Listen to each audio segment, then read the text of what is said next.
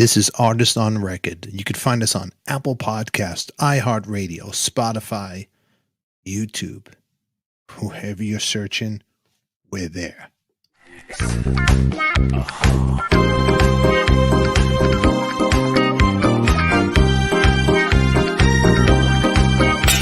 You're an Artist on Record, your ultimate intimate conversation with your favorite artist. I am Stefan ADIKA, your host. And please check us out on Spotify, iHeartRadio. All links are in our descriptions down below. And the first Saturday of each month, we are doing a vinyl game show where we're actually giving away prizes, vinyl records. All you need to do is check that out in our all-access VIP backstage pass on our Talking Wax tier in Patreon. Now, tonight we have a special story. It's a story about magic, about believing in yourself. On this part one episode, we're going one-on-one with the legendary 2000 Rock and Roll Hall of Famer. From turning a gig down with one of the world's greatest songwriters of all time in pop culture, to forming and becoming part of the American response to the British invasion, and also to influence bands like the Beatles and having legends like Johnny Cash and June Carter to cover his music, with hit songs under his belt like Daydream, Summer in the City, and of course, Do You Believe in Magic? In the hot seat tonight, please welcome founding member of the Lovin Spoonful, Mr. John Sebastian, right here on Artist on Record. You're not going to want to miss this one. Coming up next, bam!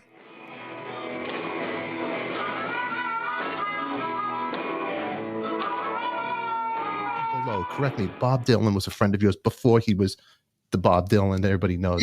Yeah. No, we used to get together in the basement of Gertie's Folk City because we were both tremendous fans of Victoria Spivey, a blues singer who was a contemporary of the great jug bands, and I think probably did some singing in organizations, not jug bands, but that included some of those people.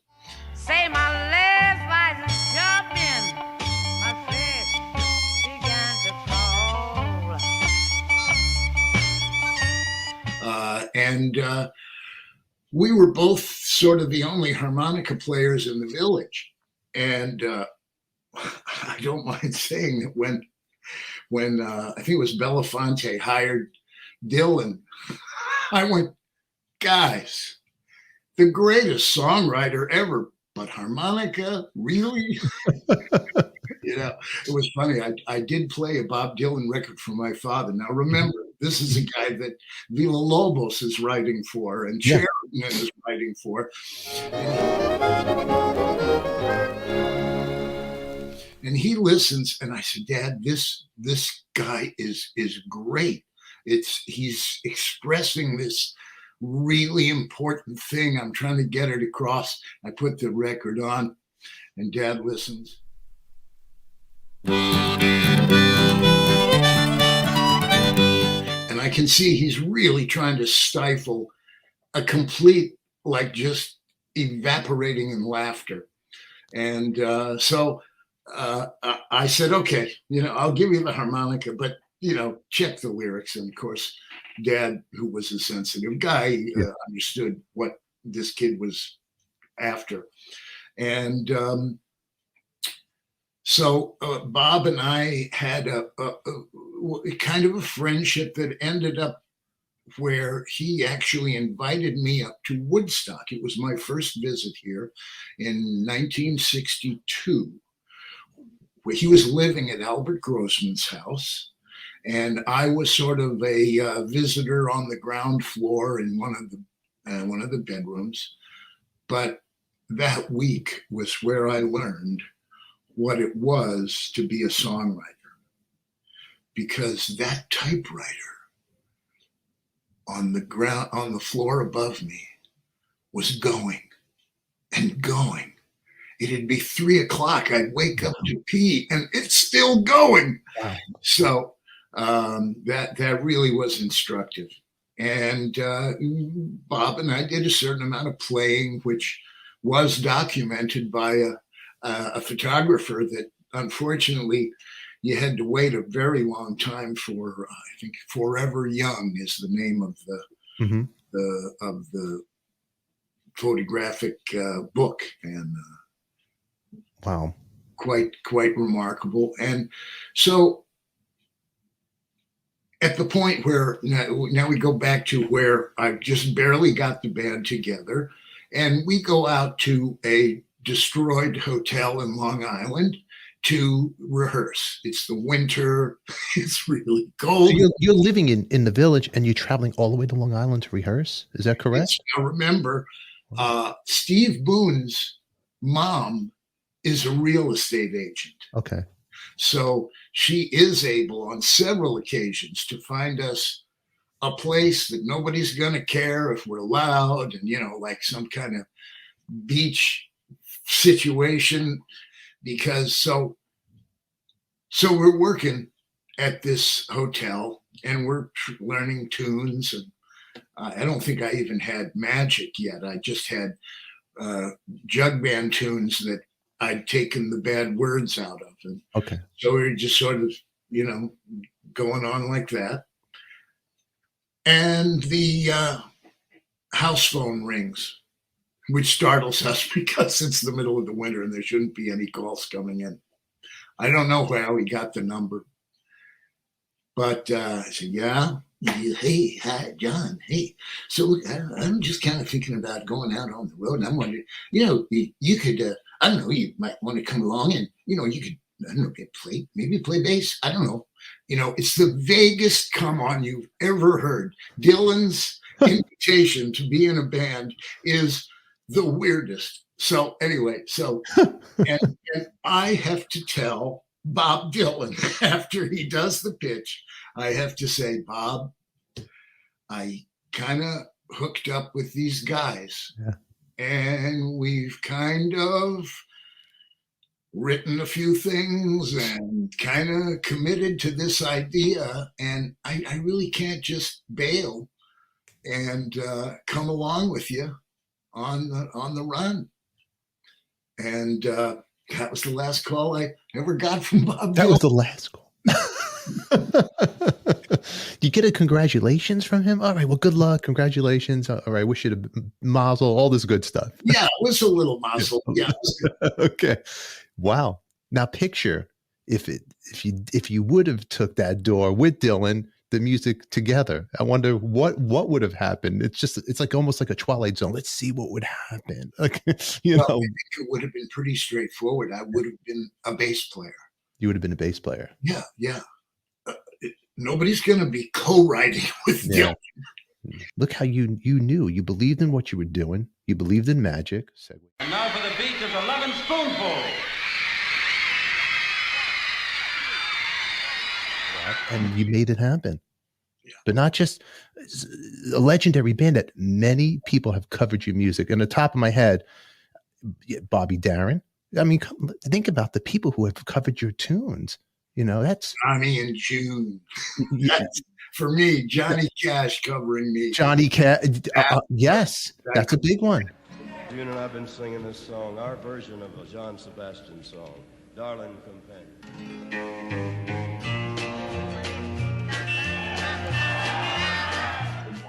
That's a big one. Listen to. So is that John? Is that the biggest one for you? That you're like in your heart that the Johnny Cash and June, that they covered your songs. That's the big one for you. Well, Joe Cocker did something so different with "Darling Be Home Soon" that I felt really close to him, and in fact, we shared a lot of stages after Woodstock because all the people we're going to do Woodstock, but we'll do it where we make a lot of money. And, of course, these would fail. Every one of them failed. But it was an opportunity to get together with, some cool cats. You took the right door. I will say that. Yes. You picked the right door. The price is right. We're playing here 1, 2, or 3. You picked it. Lovin Spoonful. You're doing the band. You're getting the hits are coming out. Okay. Right. What was the first hit for you guys for Lovin Spoonful? Was Do You Believe in Magic?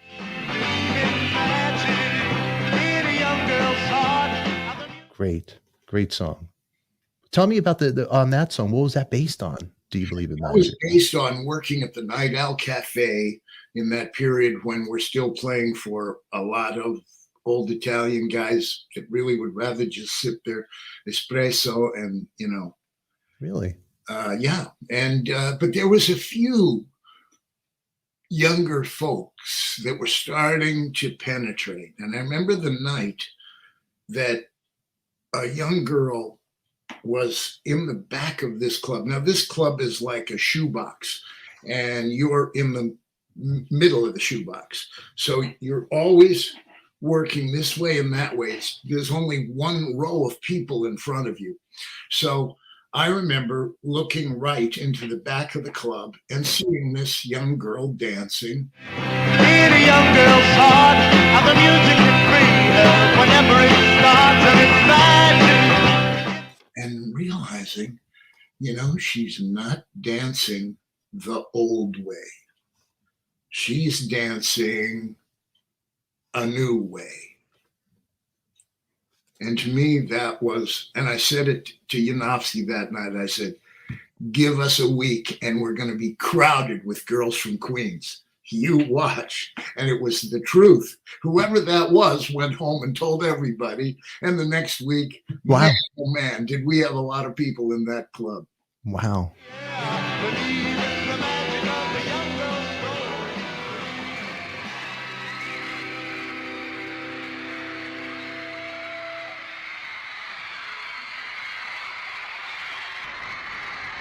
In another week, we'd have Phil Spector in the club listening. Really? Yeah. Wow. No, in fact, Phil Spector was, it was a really interesting thing because. Holy cut. I lay my head.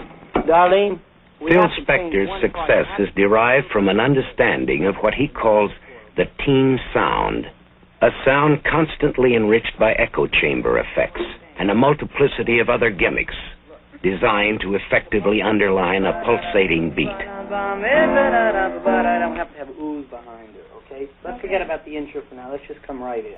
Because he had his ear against the wall of the club while we were playing, and I don't know what he was getting off of that, but we talked a little bit after the show, and again, we're out of step. We're going, we got this Norwegian guy, Eric Jacobson, and we're kind of on the same trip with this weird old time music jug band thing, and Phil was very candid. He said, "Look, I'd love to manage you, but I'd love to produce you, but I just have never done anything that I don't own. I've never done anything that was anybody else's. It's always really mine. I usually have composed or I've produced or something." So, that was the most polite turn down we ever got.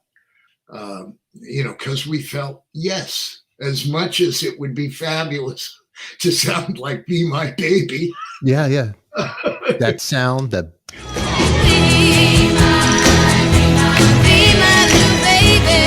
The Hal Blaine. That album, again, digressing to before the Spoonful was happening, I was friends with Jacobson because we coincidentally took apartments adjoining each other. And I'd get up in the morning and we would often cross paths as we were going down the 5 flights of stairs, and I'd say, "Man, that was really cool what you were playing last night." And he'd say, "Yeah, you were playing that introducing the Ronettes album and the Staple Singers' first album." And he said, what great stuff.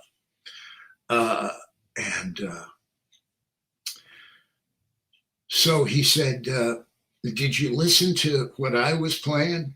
I said, I was. And that guy's something.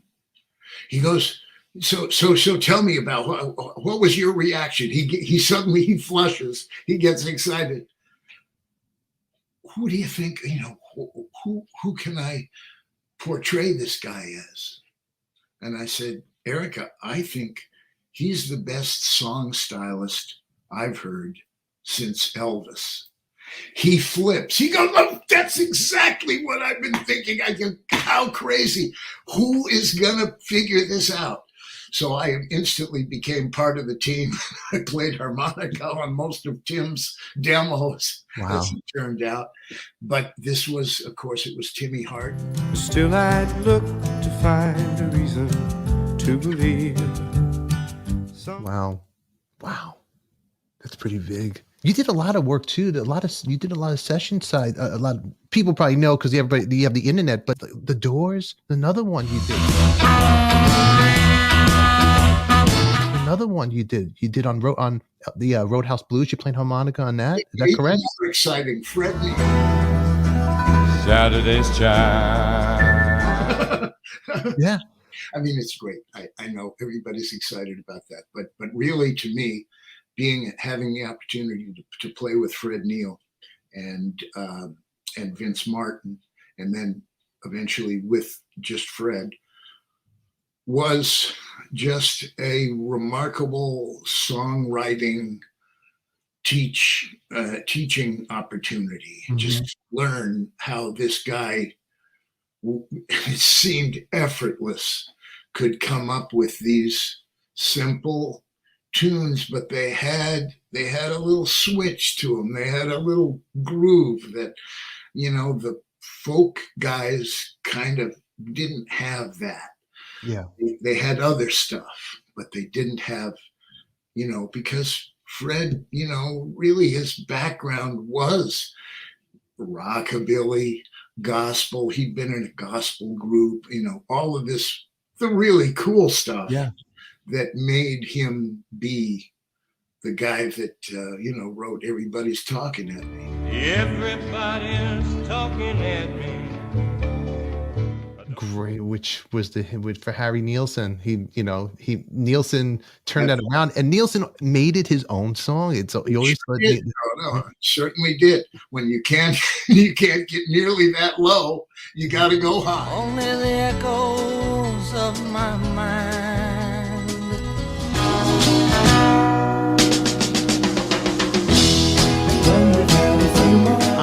Now let's talk about the Lovin Spoonful. So what happened with the Lovin Spoonful? You're writing the hits. You're going on tour. You're playing. You're on the radio. Everything's going good. What happened with this disbanded? Well, hey, two of my partners got busted buying, please, folks, an ounce of pot. Let's be clear, that is now purchasable in most of your states for about $280 or $300. Think about that. They, as a result of that, they had to turn in the dealer. Mm-hmm. By that, I mean the police. First of all, it was such a wrong bust. It started because there was a screaming woman call in the neighborhood. The cops saw two guys with long hair in a new rent-a-car, and they pulled them over. And sure, there was some pot in there. So our plan was, okay, let's get this guy out of jail real quick. We'll buy a real expensive lawyer, and it'll be done. So we did. I mean, they did. This all happened. I didn't know about this until it was a fait accompli. It really was. I was in another city. I was in Los Angeles, and this all happened in San Francisco. Wow. So we did try to continue, and really but it was an impossible thing, and it was one of the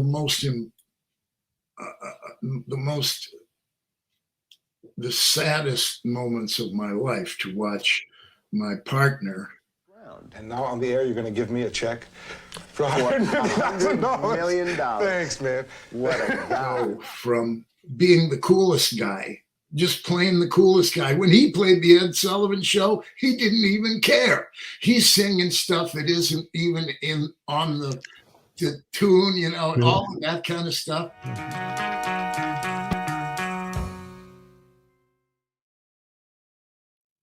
And now he's a Fink. Wow. Overnight. And really, that really ruined the spirit for Zal. And by extension, it eventually, made we just couldn't go on. I mean, I was still writing. Ladies and gentlemen, John Sebastian. And talk of all the things we did today, and laugh about our funny little ways. And I know that it's time I must leave, for the great relief of having you to talk to. You're all beautiful. Goodbye. Ladies and gentlemen, John Sebastian. I want to thank Mr. John Sebastian of the legendary Lovin Spoonful being here with us tonight. Also, please check us out on Patreon and make sure you subscribe and hit that bell to be reminded, and click on some other playlists that you might not have seen. But until then, everybody, we'll see you next week. And remember, it's only rock and roll and we like it. Until then, who loves you, baby? We do. Now get out of here, you crazy kids. God bless you all. Bam.